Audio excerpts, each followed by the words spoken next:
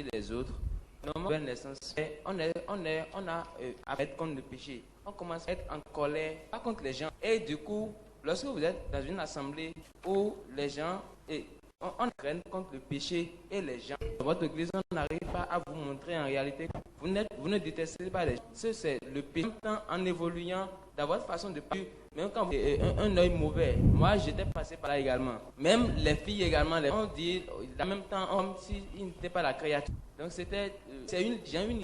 Maintenant, ce qui concerne le point d'évangélisation, et moi j'avais rencontré. Et ce qui est étrange, c'est que j'ai beau parler, s'il était. Et finalement, j'ai dû me taire. Je l'écoutais, et je ne savais pas. Donc, à l'intérieur, il m'a prié. La seule chose que j'ai pu dire, c'est qu'il n'a rien dit. J'ai pris le témoignage d'arriver à Christ. C'est fini, je suis parti. Il avait la photo de dame qui était derrière. J'ai pu dire, j'étais parti. Maintenant, ma question, j'ai une question. Quand on est de nouveau, vous êtes une nouvelle naissance. Lorsque vous êtes en Christ, on dit les anciennes choses sont passées, voici toutes choses sont de. Vous n'êtes pas, vous êtes de l'esprit, vous n'êtes plus de ce siècle, mais vous êtes comme céleste. L'a dit Balak. Lorsque Balaam appelait Balaam pour maudire, il dit que ce commandement de bénir, Dieu n'est pas un homme pour mentir et il n'est pas un homme pour se repentir. Donc il a béni et il libère. Donc lorsque on est de nouveau, normalement, automatiquement, nous disparaît. Puisque vous êtes en Christ, je n'arrive pas à comprendre comment se fait-il qu'il y a des aveugles, des personnes du genre dans les... Ok. Alors, la première partie de votre question est résumée dans la parole de Dieu est le péché, le pécheur. Ça résume, et c'est ça la parole de Dieu, tout ce que vous avez dit. Vous devez connaître la parole de Dieu, agir au nom de Dieu.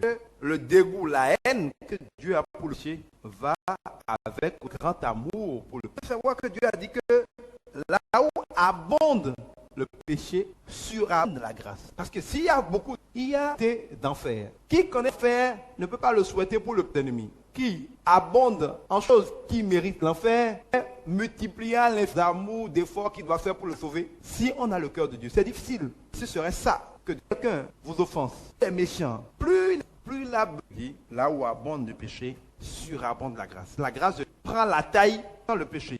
Qui en fait la semence de Satan en nous aime.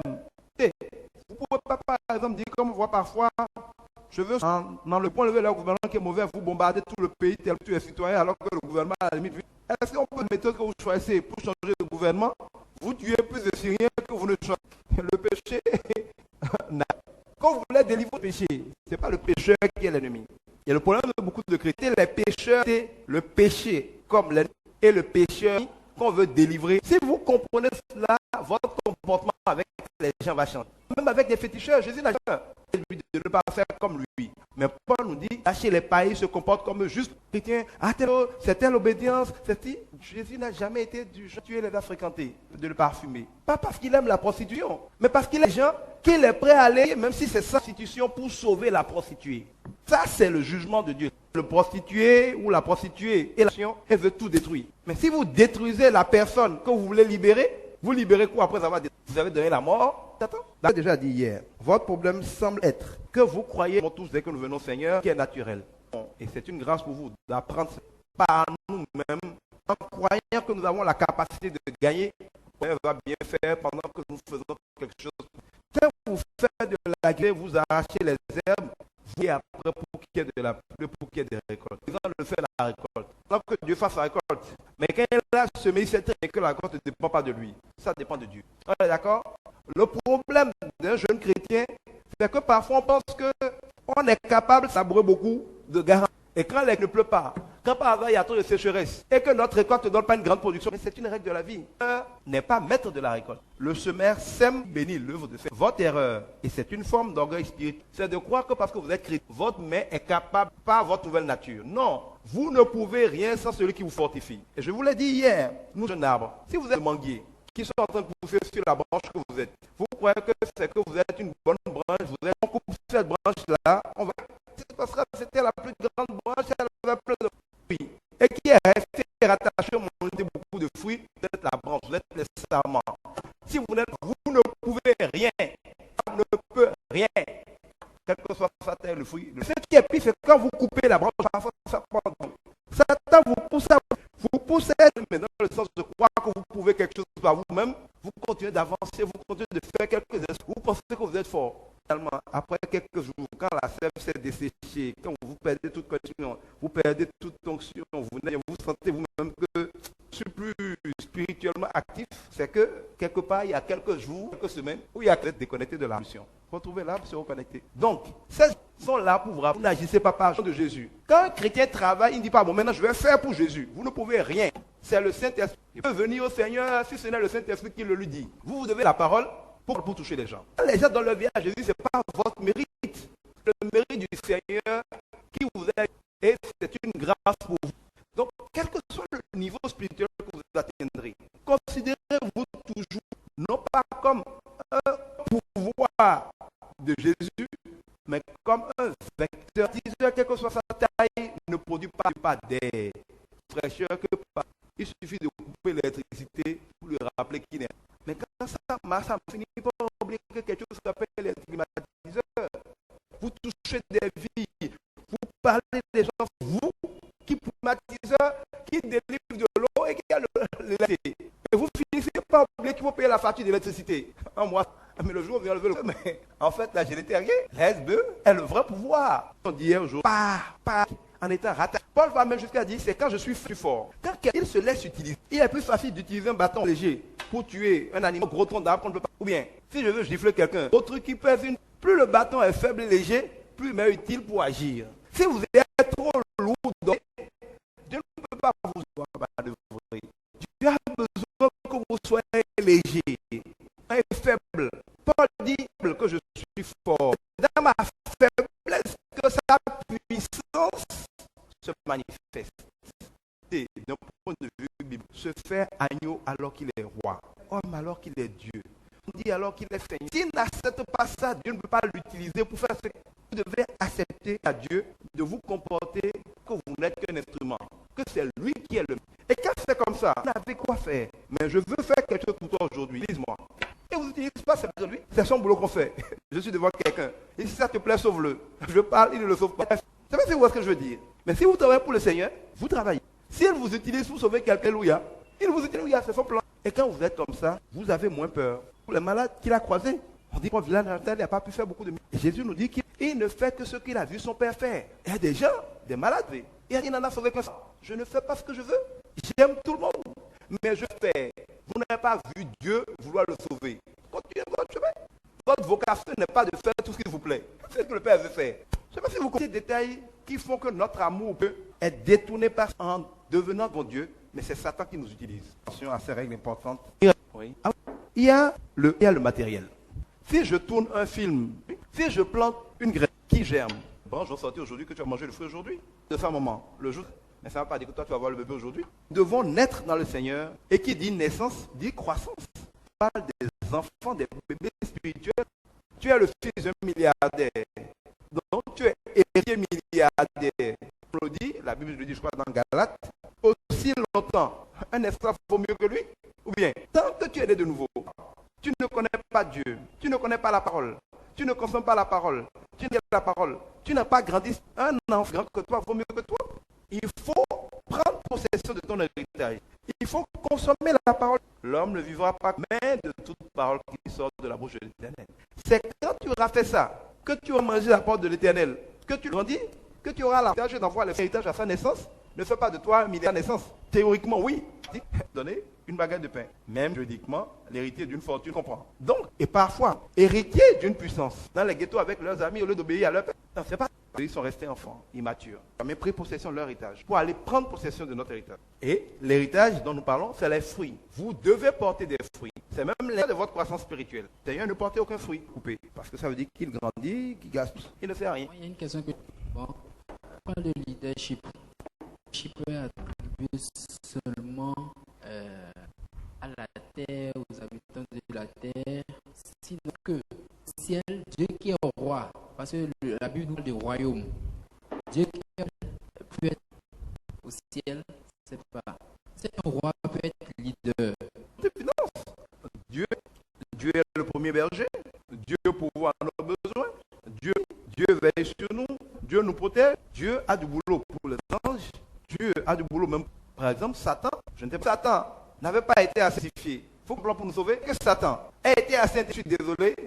Dieu, Quelqu'un dit que s'il savait comment les choses se termineraient, il ne ferait pas souvent ce qu'il a fait. Il ferait de Joseph le premier ministre égyptien avant. Dieu est omniscient. Dans le plan de Dieu, il y a du boulot pour les démons, il y a du boulot pour les anges, Jésus. Il a du boulot pour ses enfants. Et dans le corps du Christ, le boulot des prophètes est là, le boulot des docteurs est là, des intercesseurs est là, le boulot des évangélistes est là, le boulot des apôtres est là. Dieu est un leader qui fait que sa volonté soit faite. Nous sommes des leaders, il faut voir. Dieu est le petit et pas le reflet du leadership. Comme le fait d'aimer sur la terre de l'amour. Dieu est amour. Dieu n'exerce pas leadership, il est leadership. Pas... Une autre question. Merci beaucoup. C'est une question. Ce sont pas des fleurs que je vais vous jeter. Je vais tout simplement dire, je fréquente les prêtres, même des imams. Mais je n'ai pas encore vu parmi ceux quelqu'un qui est autant de facilité de le fait. Ce soit encore, en tout cas, quand il disait qu'il aimait le péché et détestait. Avant que, par expérience, j'ai pasteur un jour qui juge sans savoir qu'ils le font.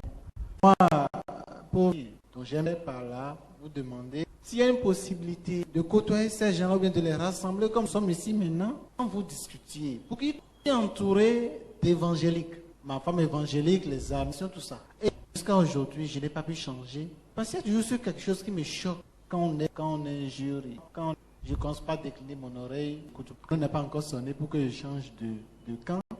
Jusque-là, je suis encore là. Et vraiment, je vous demande vraiment sur cette voie d'avoir des dirigeants spirituels qui nous éclairent vraiment. C'est pour réussir. Je n'ai pas changé de religion. Et les années dans l'église catholique n'ont pas fait progresser ainsi. Je me demande si Joël, dans ces locaux ici, et leur parler, le bon qu'on aurait fait. Vraiment, je ne sais pas comment contribuer, je ne sais pas quoi faire. Je me vois toujours. Et je vous remercie d'avoir tous ces moyens-là. Hein, et il en a tout ce qu'il faut pour en sorte de transformer vraiment. Je vous remercie. Merci. Et comme vous le devinez, c'est rien de tout ce que je vous enseigne jusqu'à ce que je commence à l'enseigner. Ça, je n'arrête. Je dirais même que plus j'en venais à ce que je vais dire, moins je suis fait tous les jours l'expérience que les jours où je suis le plus sont pas le temps. Aujourd'hui, je n'ai rien à dire, maintenant parle. Ce n'est pas des choses que quelqu'un est brillant. Ce n'est pas des choses, si vous me suivez, vous verrez que tous les jours, parce que je reçois tout. Il est comme, à tout, pourquoi tu ne vas pas? Et tu lui dis qu'il est ça. Quand même, Jésus, tu es ingrat. Parce que ta vie, il a vécu avec la tentante manière de fuir cette mort tant qu'il est né. Car avec amour et de bonne foi, Pierre vient participer au pain. Tu sais qu'il a passé toute la vie de Jésus avec Jésus de ne pas aller à la croix. Et c'est comme ça que votre femme, vos maris, ou même parfois, croyant vous faire du bien, vous faire beaucoup de mal, vous ne restez pas soigneusement à la parole de Dieu. Mais comme nous ne pouvons rien par nous-mêmes, je vous invite tous les jours à demander au Saint-Esprit. Pas comme le fait de se faire petit, d'être pauvre, d'être misérable, mais comme se rappeler, j'aime tellement ça. Rien, si on n'est pas comme branche, pouvait être une branche aussi grabre. Quand on coupe la branche, elle mourra. N'acceptez jamais que même des gens sèment dans votre cœur des choses qui pourraient vous pousser à l'orgueil. Rien de pire que ça dans la vie. Une des choses que Satan, quand il a échoué, a tout pour faire tomber les grands dieux. Si quand même, c'est vrai que c'est utile de se laisser utiliser par le Seigneur. D'autres questions? Je suis inspiré de choses à peu près qui à côté poser des préoccupations là, à propos des problèmes qu'ils rencontrent dans l'évangile. Je voudrais juste dire la communication, toutes ces choses sont applicables dans à ma compréhension, c'est que des qui rencontrent certains sceptiques dans des sectes qui ont eux autres aussi, ils veulent enseigner leur foi, ils veulent enseigner ce qu'ils croient. Il peut arriver des moments où tu es avec des gens. Par ma propre expérience, il faut laisser les gens s'exprimer. Peut-être que dans sa philosophie, ce que lui comprend et il déverse, tu trouves il comprend mal. Puisque des fois, des gens, tout ce qu'ils disent ne sont pas faux. Donc tu les guettes, tu es en train de dire. Et là où il y a erreur, que tu corriges ça. Des fois, les gens peuvent être en train de n'avaient plus besoin de dire quelque chose, d'exhorter et qui touche le cœur de Dieu. Parce qu'il y a certaines prières, même qu'un païen peut faire, il est dans l'ignorance, il est en ne trouve pas. Pour dire, bon, si tu crois quand même, dis à Dieu, bon, je n'ai pas d'effet qui provoque Dieu, qui amène à se révéler à lui. Un pas qui dit à Dieu, mais si tu es responsable, puisque je veux vraiment te connaître, mais tel que les gens parlent, je suis embrouillé. C'est certaines dont le Dieu serait obligé de se révéler à lui. Bon, il y il y a plusieurs cas. Nous, on a déjà le marketing et la communication. Quand il finit de parler, de continuer, on peut le laisser. On peut donner beaucoup de techniques. On applique ça, ça peut peut-être... Alors, ce que vous dites, c'est vrai que pour qu'on n'en fasse rien, c'est toujours une partie de sa sagesse si nous veillons. Mais ce qui est très difficile, c'est de s'assurer de ne pas utiliser la scène en violation. C'est aussi, même quand on utilise la semaine, de ne jamais croire, parce que dans la sagesse humaine, de ne jamais croire que même si ça ne plaisait pas à Jésus, on a la capacité de sauver une âme. Jamais. Cette sagesse sera au mieux au nombre des bâtons, des lance-pierres que le se veut pour gagner le combat. Si le Saint-Esprit ne le veut pas, vous pouvez l'âme du monde, les meilleures techniques, le cœur des gens ne soient pas touchés. De la même manière que vous pouvez arriver quelque part, vous n'ouvrez pas, vous n'avez même pas envie de Jésus pour qu'il donne la vie à Jésus. Il y a par exemple des endroits, vous arrivez, vous voyez quelqu'un, il met sur lui, connaissance. Vous dites, mais je ne sais pas les choses. Le gars panique, comment tu sais? Je ne sais pas, je viens de voir un flash. Et que vous voyez ce flash-là, peut-être il vient de quitter la maison, il de ses fétiches, voir la révélation, vous lui dites, faites une brèche dans son cœur, pour capter son attention. Parce qu'il sait que les païens, les gens du monde, font attention à ça. C'est une arme. Donc, quelles que soient les techniques que vous avez, ne tombez jamais dans le de croire que vos techniques peuvent faire quelque chose. Considérez-les toujours comme quelques outils à la disposition de l'agriculteur. Mais qui sait que, qu'il est roux ou labouré, il est vrai qu'avec un tracteur, il va labourer plus vite qu'une roue, mais tu peux labourer 1000 hectares avec ton tracteur. Si Dieu ne bénit pas, avec quelques grains de maïs dedans, Dieu bénit à la fin de la récolte, il va avoir plus de maïs que toi. N'est-ce pas? C'est ça le problème. Ce n'est pas que le tracteur est mauvais, mais le tracteur, sans la volonté de Dieu, ne donnera pas de récolte. À la limite, beaucoup de travail. De la même manière que toutes choses étant égales par ailleurs, il vaut mieux avoir le tracteur que d'avoir la roue. Mais si Dieu ne bénit pas, la roue peut bénir, la roue peut générer une récolte si Dieu le veut, plus importante que la récolte du tracteur. Le rêve, c'est quoi? C'est d'avoir des tracteurs de Dieu pour que Dieu bénisse des centaines d'hectares labourés par des tracteurs, au lieu soit de ne bénir que le pain de terre labouré à la roue, ou de ne pas bénir du tout des centaines d'hectares labourés par tracteur. Ça veut dire que vous avez le droit de grandir, de vous équiper, de vous outiller pour faire l'œuvre de Dieu, mais à condition de vous rappeler, j'insiste là-dessus, que vous ne pouvez rien sans sa bénédiction finale, quelle que soit la quantité, la batterie de préparation et d'outils que vous allez avoir. Donc, j'insiste, ni croiser les bras en attendant Dieu, ni croire que dès qu'on a fait telle chose, on peut. C'est le Seigneur qui peut à travers nous. Je ne sais pas si vous comprenez ce que je dis. Oui, Eric. Oui, moi j'ai deux questions quant à gagner dans ma crise. Mais avant de poser la question, je voudrais un peu réagir sur l'intervention de Joël quant position religieuse. Je suis un peu passé par là. Je voudrais juste l'inviter à ne pas ralentir par son statut religieux quand on le voit, c'est merveilleux dans la vie de chacun de nous, à travers votre humble personne, que, comme cela m'est arrivé aussi, qu'on ne pense pas que la position religieuse peut nous ralentir à utiliser tous les attributs. Je crois que ce n'est pas forcément son cas, mais parfois ça arrive si on ne fait pas attention à ne pas associer forcément Dieu ou Jésus-Christ à la position religieuse. Et là-dessus, nous devons tout simplement reconnaître que ce n'est pas du tout l'histoire d'une religion, mais c'est l'histoire d'un royaume, et savoir que la bonne parole, la parole de Dieu, quand nous la recevons, nous avançons avec elle, et c'est ça le plus important. Le Saint-Esprit fera le reste. Alors, mes deux questions sont relatives à l'évangélisation dans certaines conditions difficiles et quotidiennes de tous les jours. La première, c'est que parfois vous arrivez dans certains milieux, vous voyez des gens discuter entre eux. Ils ne vous ont pas interpellé, ils ne vous ont rien dit, mais ils discutent de Dieu entre eux à leur manière, peut-être s'appuyant sur leur logique à eux. Je pense que bon, ils disent un certain nombre de choses pour lesquelles vous sentez véritablement le besoin de pouvoir leur apporter quelque chose, mais comme vous ne les connaissez peut-être pas, parfois même quand vous les connaissez, ils ne vous ont pas introduit dans leur débat. Vous êtes un peu pas tellement à l'aise pour vous y immiscer. Donc, en ce moment, qu'est-ce qu'il faut faire? La seconde préoccupation, c'est celle qui est relative à la mort. Vous disiez que quand vous voyez quelqu'un qui a l'article de la mort et que votre préoccupation vous devez avoir le cœur, vous devez être préoccupé par sa situation. Alors, est-ce que en ce moment, vous voyez des gens qui sont à une seconde de la mort, est-ce qu'on a le temps de les baptiser au nom du Père, du Fils et du Saint-Esprit, ou bien il suffit tout simplement pour avoir un acte de naissance au ciel de dire je confesse Jésus-Christ dans mon cœur et je le reçois comme mon Seigneur, mon Sauveur, pour être sauvé. Alors si c'est ça, est-ce que le baptême au nom du Père, du Fils et du Saint-Esprit est forcé? Alors, la première question, c'était quoi déjà?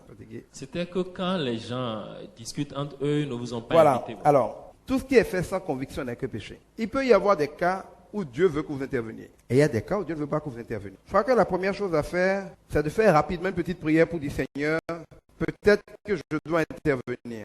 Révèle-moi ta volonté. Parfois, moi, je vais plus loin, je demande à Dieu un signe. Je dis Seigneur, permets par exemple que si tu veux que je intervienne, l'un d'entre eux m'interpelle par exemple pour dire qu'est-ce que j'en pense. Et en général, si le Dieu le veut, je dis ça dans ton cœur que la personne t'interpelle. C'est quasiment auto-auto. Comme des fois je dis, bon, je les observe encore 5 minutes.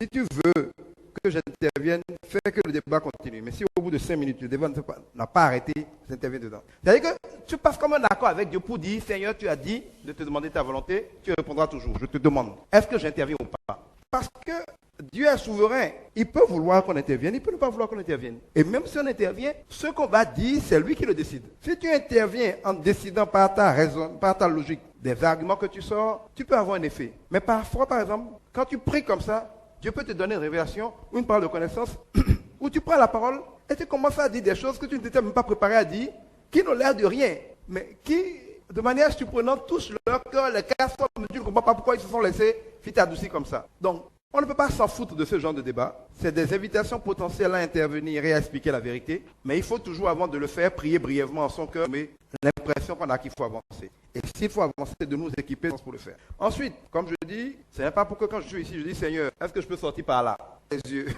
Et toute une expérience pour savoir où on se casse la gueule. Je veux que tu passes par la fenêtre pour prouver quelque chose, ce qui peut arriver. Est-ce qu'aujourd'hui, par hasard, de sortir par la porte? On est d'accord? Pour un enfant qui est en train de se brûler. Tu n'as pas besoin de l'esprit si tu veux, s'il veut que tu sortes là.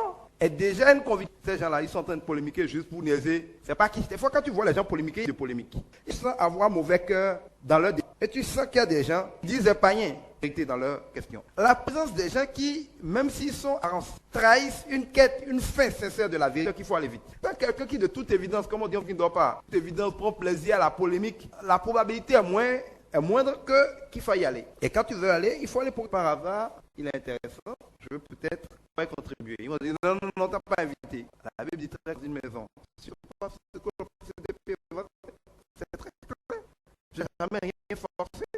Je n'ai jamais supplié qu'il écoute l'évangile. Il faut de savoir, dans ces cas-là, tu fais le si on te chasse, et des pieds tu en vas, qu'amour. Toujours évangéliser les gens. Parce qu'on est sans onction qu'on n'a pas. Parce qu'on se dit, je suis chrétien, bon, moi-même j'évangélise, voilà les gens que j'aime le Seigneur. C'est maintenant que je découvre ce que sans l'amour, tu n'es rien, sans l'amour, tu n'as rien. Prends ce que ça veut dire. Avec une motivation pour le sauver. Pour que Dieu doit avoir pour les hommes, et personne ne peut ce prix-là. Dès qu'on se met dans l'âme de Dieu, on comprend ça. Donc, l'amour. Mais que simplement pendant que tu es là, tu es en train de. Je veux vraiment qu'il les tient est brisé. Je malgré dans le sang de Jésus, je délie leur vie, les raisonnements, pour s'élever contre la connaissance de la vérité. Je vous brise maintenant comme le mur de Jéricho. Loue le Seigneur pour leur vie. Même si je ne leur parle pas, s'ils sont là, c'est parce que si on pouvait sans toucher la vie des gens, commencer à intercéder pour eux et que le Saint-Esprit fasse aux paroles pour eux, change leur vie. Moi, l'une des raisons pour lesquelles est que je considère que quand on fait danser sur la louange, Païen chante, ils prophétisent sur leur vie malgré la joie, que c'est un commandement qu'il donne à la. Quand il dit je suis guéri, au moment de louange, là où Dieu s'y est, même si c'est en dansant, bouche avec leur autorité, de violer le cœur des gens, malgré toi tu en as fait. C'est comme quand on parle en langue, des choses qui s'accomplissent sur notre vie. Même s'il ne sait pas ce qu'il dit, ça s'accomplit. C'est ça aussi le pouvoir. Je suis bien content quand je vois depuis les gens dans les cérémonies païennes aux villes. Oui, qui chantent des chants de Dieu. Toute langue confessera qu'il est Seigneur. Et ils ne comprennent pas ce qu'ils chantent. Oui, ça passe sur golf. Et c'est de plus en plus faut-il voir des cérémonies de sorciers, de féticheurs, où ils chantent des chansons de louange à Dieu. Mais c'est ça, on doit s'accomplir. Vous voyez quand la Bible dit toute langue confessera, comment toute langue. Il y a plein de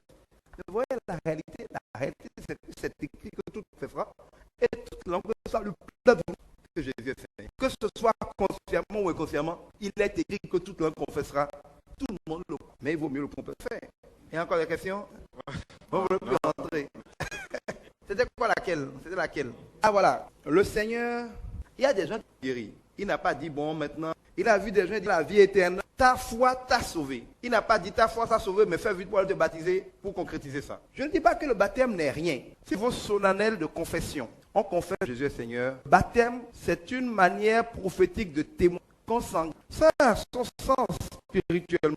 Ça a son sens en termes d'impact sur soi-même pour se rappeler qu'on a fait un peu. Mais je ne crois pas. Il faut se baptiser. C'est comme si on peut arriver dans un pays parce qu'on aime le pays et après même c'est le président qui vous dit bon, tenez pas fort des prix, on vous donne les clés de la vie. Vous n'avez fait aucune formalité, ça arrive. Mais ça ne demeure pas moins que normalement il faut faire unir les pièces et tout ça. Je crois que Dieu est miséricordieux. C'est bon. La loi, parce que Jésus est venu pour l'accomplir. Je crois qu'il est important, qu'il est spirituellement utile de l'action dessus. Mais je ne pense pas que quelqu'un qui a confessé Jésus de son cœur, mais qui n'a pas parce qu'il meurt. Mais ce n'est pas pour autant que quelqu'un qui refuse de se, qui ne veut pas montrer le Seigneur, tout en étant prêt à me baptiser, pour montrer au-dessus le Seigneur, je n'en ai pas eu d'occasion. Le Seigneur regarde au cœur, parti se baptiser, tout ça. Si c'est pour ces raisons-là que je ne baptise pas, au-delà du baptême, la réalité c'est que moi qui n'ai pas fini de confesser le Seigneur, de la vie des autres, c'est ça que le Seigneur sanctionne plus que le fait de ne pas être baptisé. C'est comme si vous êtes un peu le tue. Le fait d'aller dire à la télé que vous êtes chrétien, quitte à ce qu'on vous tue, est un mérite pour tuer pour Jésus. Si c'est amour, c'est vain. La télé dit je suis chrétien pour hériter que toi aussi tu as été tué pour Jésus, c'est vain. Mais si tu te dis pas, ils ne connaissent pas le Seigneur. Mais il y a des policiers qui vont te tuer. Tu dis je m'en fous. Ces enfants-là, je ne veux pas qu'ils meurent sans me cacher comme je peux, mais j'irai leur prêcher l'évangile. Tu te bats, tu continues à fumer l'évangile qui n'aime pas le Seigneur. Mais tu oses en public parler du Seigneur. Non pas pour montrer que tu es chrétien. En parlant du Seigneur, tu peux en sauver au moins 2 ou 3. Et quitte à mourir pour ça. Parce que tu veux finir avec eux là pour encore aller toucher d'autres vies. Si dans ce processus-là, tu meurs, glorifié énormément, parce que par amour, tu es mort en confessant le Seigneur. Mais si rien ne te meurt, même tu vas te mettre qu'à vie pour que l'histoire retienne que tu es mort en confessant Jésus. Donc c'est pareil. Confession solennelle. Ceux qui ont peur de le faire trahissent à juste titre, prestige le monde. Donc, on ne va pas commencer à dire à tout le monde, il n'est pas venu pour le baptême, il est venu pour le royaume. Il dit aux gens, le royaume de Dieu est en vous. Il n'a pas dit le baptème de Dieu à votre disposition. Donc, s'il y a une chose, c'est de prêcher pour qu'ils acceptent la vérité. Même s'ils n'ont plus la possibilité d'aller dans l'eau, ce n'est pas grave qu'ils confessent. Une fois encore, on parle du cœur. Quelqu'un ne veut pas du cœur, ce que son cœur n'a pas compris. Confesser la bouche, c'est facile. Elle dit d'abord quoi c'est la bouche. Parce que confesser la bouche, c'est pas compliqué. À la limite, se baptiser, c'est pas compliqué. Ils ne sont pas baptisés tout le temps à l'église. Donc, se baptiser ne veut rien dire en réalité. Ils sont baptisés à l'église évangélique sans être nés de nouveau. C'est pas compliqué d'arriver et dire je suis chrétien, on me baptise, tout le monde voit qu'on me baptise. Critère éliminatoire, c'est le cœur là. Tu dis à la bouche, tu te baptises. Et tu mens. Mais si tu crois du cœur, que tu le confesses, tu es déjà sauvé. Quand tu confesses la bouche, tu es sauvé. Quand tu te baptises. Donc, c'est l'article de la mort. Vous voulez prêcher l'évangile aux gens, il faut leur prêcher un message concis qui doit être essentiellement par défaut à l'enfer et qu'il est apparemment pas. Dieu dans sa miséricorde sait que personne, ni lui, ni personne, ne sait par quoi. Mais quelqu'un est venu payer par avance. Quelqu'un est venu créer une loi d'amnistie. Dieu, il s'appelle Jésus. Il est venu vivre comme nous. Il a accepté que nos péchés soient transposés. Il a accepté d'être immolé comme nous immolons les animaux de sacrifice pour effacer nos péchés. Péché de quelqu'un qui ne vous appartient pas. Tel parce qu'il a fait de bonnes œuvres, ses enfants ou sa famille ne paiera plus jamais d'impôts dans le pays. On voit ça. Donc, on ne peut pas obtenir ce genre de grâce pour des gens qui ne sont pas sa famille. C'est une grâce qui est accordée à une famille. Donc, si vous n'êtes pas petit frère de Jésus, si vous n'êtes pas enfant de Jésus, vous n'êtes pas co-héritier de Jésus, vous n'avez pas ce droit. Pour en être co-héritier, vous devez croire Dieu, croire qu'il est vraiment venu pour nous sauver, croire qu'il nous a sauvés, et croire comme il a dit que quoi que vous avez fait dans votre vie, même si c'est une seconde qui vous reste, si vous croyez sincèrement à cet âge ou à ce moment-là, ça ne sert plus à rien de mentir, qui nous a sauvés, et que vous lui pardonnez, il vous pardonnera. C'est-à-dire que beaucoup aussi avant de faire ça, parce que une âme à l'article de la mort, ce n'est pas un jeu. Ce n'est pas une formalité qu'on va remplir parce que bon, on est chrétien. C'est hautement essentiel. Et je ne pense pas que le ciel s'amuse avec les âmes. Vous devez prier vraiment pour que le Saint-Esprit vous utilise. Donc, il faut des gens de péché. C'est le Saint-Esprit qui convainc de péché. Mais il faut, parce que quelqu'un ne peut pas se quand il ne croit pas qu'il a péché. Si quelqu'un ne se considère pas comme pécheur, il ne peut pas se repentir. Donc, le vrai message à donner à quelqu'un qui est dans ce cas, c'est le message de sa culpabilité, le message de sa condamnation, le message de la grâce de Dieu, qui en dépit de la condamnation est là avec l'amour et la miséricorde pour peu qui veuille bien reconnaître qu'il est Seigneur. Si la personne le croit, si la personne le confesse, en tout cas, il est pardonné. Il a toujours le choix. Il y a des gens qui jusqu'à la mort refusent de confesser le Seigneur. Parce que dit oui, bon. On peut dire oui, bon, c'est différent. Mais quand quelqu'un est convaincu de péché, vous le savez, il y a des gens qui, par exemple, font de grosses bêtises toute leur vie, et le jour de leur mort, en voulant mourir, commencent à dire appelez-moi mes enfants, appelez-moi ma femme, que je vais laisser ici, appeler telle personne, j'ai failli tuer telle personne, voir sur mon village. On dit un sorcier quand il veut mourir, il commence à faire des confessions. Vous ne voyez pas que ça ressemble peu, enfin, que les gars, bon, maintenant on a fini de jouer, essayez de voir si vous ne pouvez pas blaguer Dieu avant de partir, parce que si vous ne reportez pas, c'est fini pour vous. Donc vous allez voir que même dans le règne satanique de la mort, il y a ce processus-là qui est stimulé de confesser ses fautes pour essayer d'y aller. Et pour prêcher aux gens cette vérité, s'ils sont destinés à être sauvés, ils seront convaincus de ce seront. S'ils ne sont pas destinés à être sauvés, vous ne pouvez rien pour eux.